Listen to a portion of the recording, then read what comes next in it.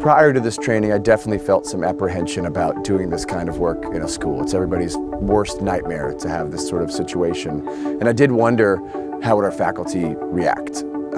The training, though, at the end of it, the amount of positive feedback that we got, that I got, that our CFO got, that our division heads got, people felt very prepared. And while it's a scenario that none of us want to imagine, it's definitely an area where I think our faculty have a lot more confidence now than they had before. Our experience was one in which we were able to help our staff prepare, plan, and even practice in case of active shooter. Their whole approach is to prepare us for if we had an active shooter present on the campus, what to do, how to act, what the protocols are, and everything that we can do to keep ourselves and our kids and our campus safe. They tackled a very sensitive topic and did it with thorough information, a lot of understanding that in situations like this, we might freeze or not know how to react, but they gave us very practical steps and strategies on how to handle many different facets of an active shooter situation.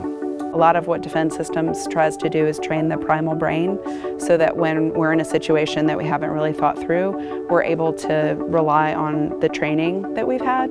In previous trainings that I'd had before, the training would either try to give you very specific situations or it would be very broad. And I felt that Defense Systems struck a perfect balance of both, of what to do exactly in certain situations, but also how to be able to have the right type of judgment and know how to react and respond to new situations that we may not have experienced before. The medical training meant a lot to me because while we were training in a school context, I've got 3 kids, we travel, we're all over the place with their sports and activities, we're in the woods, and I felt like it applied to all of those contexts. And we went through the bleeding control kits with our faculty here.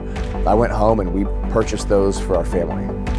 I think it's applicable wherever you go today, being able to respond to a chaotic event, to be able to, in your mind, create a mental image of what you would do if you were required to render aid in an active shooter situation. If we can help save people after the fact, that's a really good thing. It's very concrete, and we practice a little bit, like we practice putting on a tourniquet. I think I feel armed and equipped in a situation where I can render aid to actually save a life if I need to. They did a great job making it accessible, making our faculty feel like they could really picture themselves if they were ever faced with this. I think it's one of the things that Brink did best, is he had a real call to action for our faculty, that if we were ever found in this situation, that we would not be passive, that we would be actively engaged.